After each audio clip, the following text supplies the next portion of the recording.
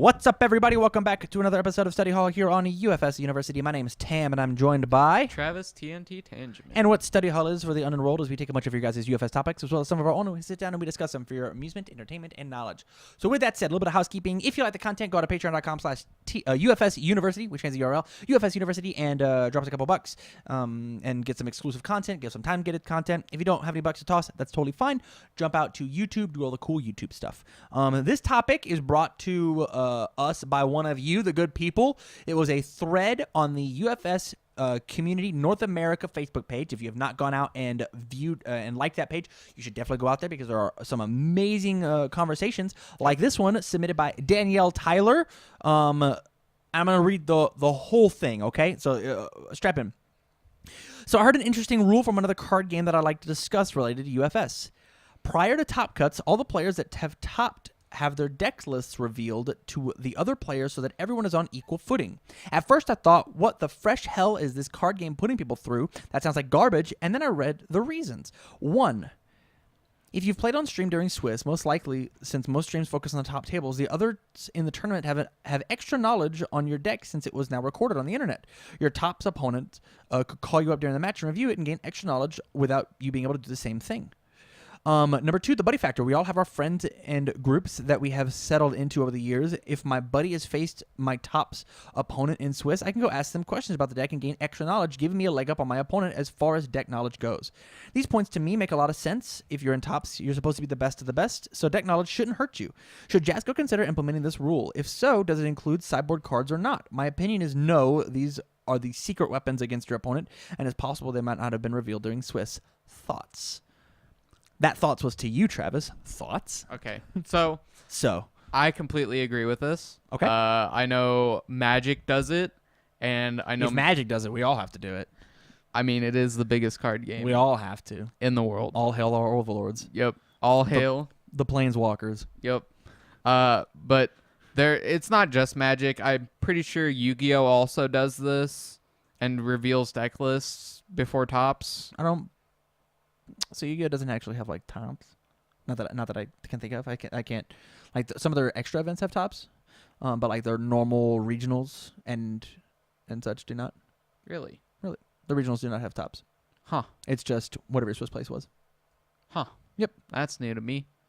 Well, okay. Well, I know Magic does it, and so I'm just gonna. And if Magic does it, we all have to. Yep. I'm just gonna base it on that for right now. Sure. And I know they also do reveal sideboards as well, because when you It's on the deck list. Yeah, it's on the deck list. So when you look at your opponent's deck list, it gives you knowledge beforehand rather than having to find it out through some, I'm not gonna say shady way, but like It's not the most honest way, but it is in the environment for the same reason that we could say that like it's shady to ID or to scoop in top cuts, which there's been a huge uproar in the UFS community about. Continue your thought. Yeah. So I think that this is a perfectly fine system that we probably need because We need. Yeah. I think we need this system because people should be able to know what they're going into, like what they're playing against. And I think if you've made it to tops, like you're not necessarily going to know about all of the decks that are in tops because there are like 40 other players in the event typically that you're playing in. I know there are smaller PTCs, but I'm just going to take our most recent ones, which have been like 30, 40, somewhere around there. We had 41 in Atlanta. Yeah. So, like, you're not necessarily going to play against all the decks that get into tops if you're doing remotely well. Like, you'll play against some of them probably, like 1 or 2 throughout your time playing. But I think it's really good to let people know what they're going into because the worst feeling is probably getting into tops and then you play against some random deck that you have no clue what it does and you just lose because you didn't have the knowledge to deal with it. But isn't that like playing the game though? Like, so I'm just going to play devil's advocate to your point because I think just us agreeing doesn't like make good podcasting. But isn't that you playing the game? You already had to do that in Swiss, right? And so like just figure it out. And if it's possible that my jank is the reason that I won, and that's the reason I swept through tops. If you know exactly how to beat my deck because of a deck list, or because like there's plenty of times where you've seen.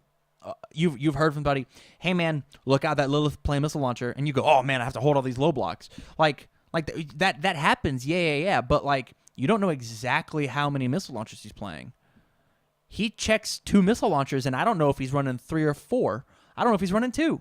That's part of the game. That's part of you paying attention. That's UFS. So it is Tim part of the Keefe game. had a sighted missile launcher that I was afraid of the entire game. Yeah. And then in game 1, I only saw 3 of them because he only ran 3. Mm-hmm. In games 2 and 3, he had 4. Yeah. And that's part of this. I ran Skull Barrier and Spregio in my Jetta deck at 1-ofs. Yeah. So, like, I think while it is part of the game, we also have diversity, which means that you're not ever going to see more than one of a character in tops. Okay. So there are a lot more opportunities to see these random decks that you don't know exactly what they do. And playing in Swiss before tops, you're not going into it exactly blind, because most people are going to be playing the best deck possible that they can to try and get into top. So you're going to see a lot of the same characters doing the same things, and you have an extremely low chance to actually run into these rogue jank decks.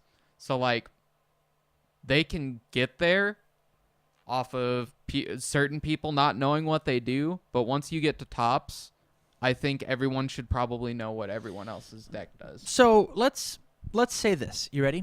Mm-hmm. Besides the fact that Phil Birch, I love him to death, is a loudmouth, and every time that he changed his character, he shouted in the venue, spin the wheel. Nobody would have known that he was maining Shadow Man and sandbagging into 2 characters. Nobody. Yeah. He didn't sideboard Vega but like 1 time. Mm-hmm. If he releases deck list, you now know, hey, I need to be prepared for both Vega, Lord Raptor, all 3, Vega, Lord Raptor, and Shadow Man. Right? Yeah. And so there's that secret tech. And I feel like, to Danielle's point, not showing sideboards it shouldn't happen. I think it's you show everything, you show nothing. Yeah. I feel like you giving away the deck list and letting your opponent study the deck list is just enough to put it over the edge of the jank needs help. Mm-hmm. I believe that. Yeah. At the same time, Tamron Dallas Cardwell doesn't really care if you show deck lists. I don't necessarily care. It does make the metagame of, like, there was a Scorpion deck that was randomly playing a 1-of Dragon Flare that was at the event. And I was like, that card's really sick, and you're probably going to instantly side it out. Yeah. That does something mentally to your opponent. Mm-hmm. You never have to say during Swiss that it's a 1-of. Either you're going to drop it and you're going to murder them because they decided to take 14 momentum, or you're going to check it once and they're going to be petrified over the whole game. Yeah. In Top Cuts, I'll never have that interaction. In Top Cuts, you're going to check that 1 Dragon Flare, and I'm going to go, you're out. Yeah. And I know that. I know that you're out. Yeah. But like, and so that never happens. Yeah.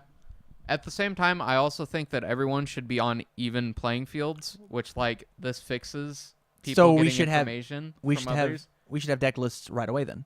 If everyone should be on even playing fields, then whenever you register a deck, I should have a copy of my deck and hand it to my opponent during Swiss. But like, this is mine. Let me see yours. This is my deck list. Is more important than Swiss's. No, it's not. It is. No, it's not. Because you're playing for a bigger prize in tops. You're playing for the same prize. You are, but at the same time, you aren't. When you're playing in Swiss, you're playing to get to tops. Yeah. Once you get to tops, then you start playing for the real prize. Yeah. What? It's different. It's not. It is, though. How is it different? You have a different mentality going into tops than you do playing in Swiss. Why? Because when you're in tops, you're playing even more seriously than you would have in Swiss because there's more on the line. That's bad playing. If you never get to tops, Mm-hmm. there's less to worry about. If you never make it to tops, then you weren't going to get that prize anyways. So the prize isn't there until you get to tops. They don't put, oh, well, if you get last place, you get this plane ticket.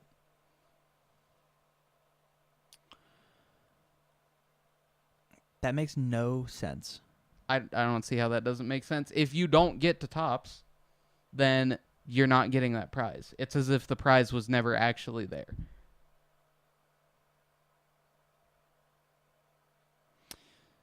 So, when I go X2 and I no longer have a chance to top, I should just drop? I mean, if you're not playing for anything relevant, yeah. I mean, just play to get the packs that they hand out during the event. They don't hand out packs anymore, but I get it. Well, they used to. But because tops holds a different weight.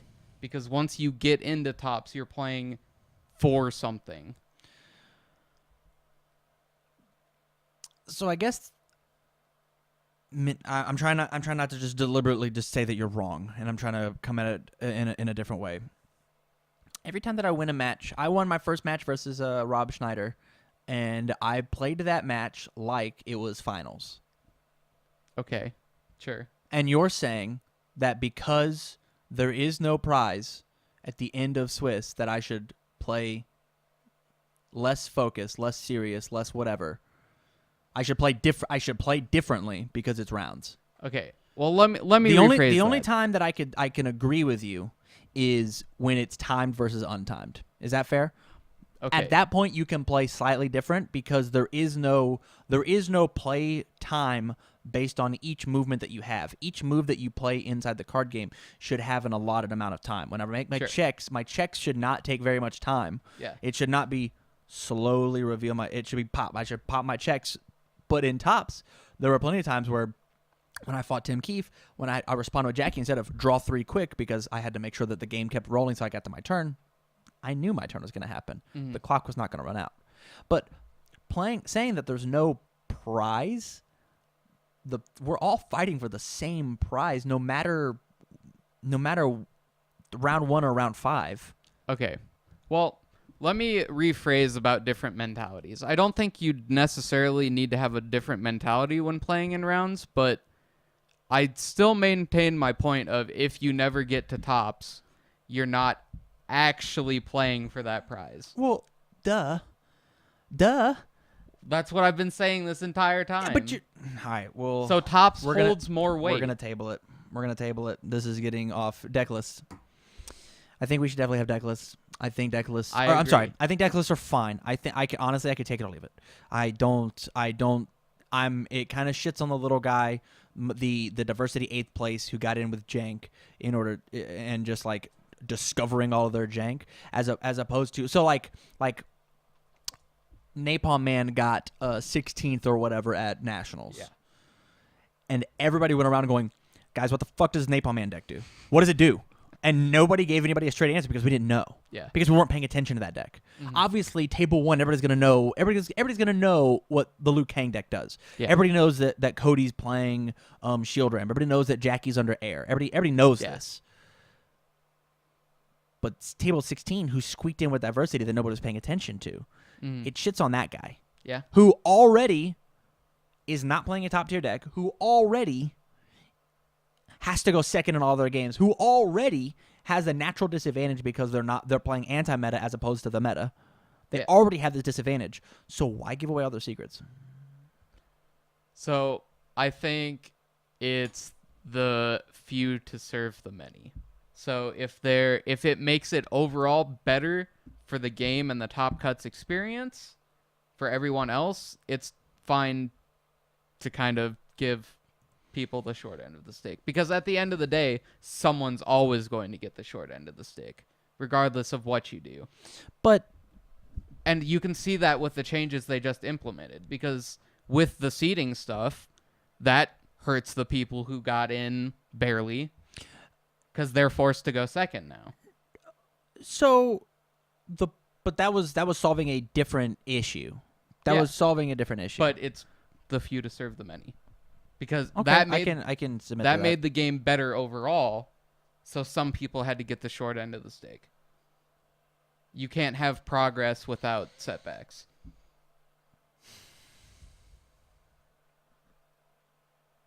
Sorry, I gotta cross my arms and put my deck down. Okay, Timmy, 2 votes. Let me compose myself and try and like get a real thought instead of just throwing out garbage.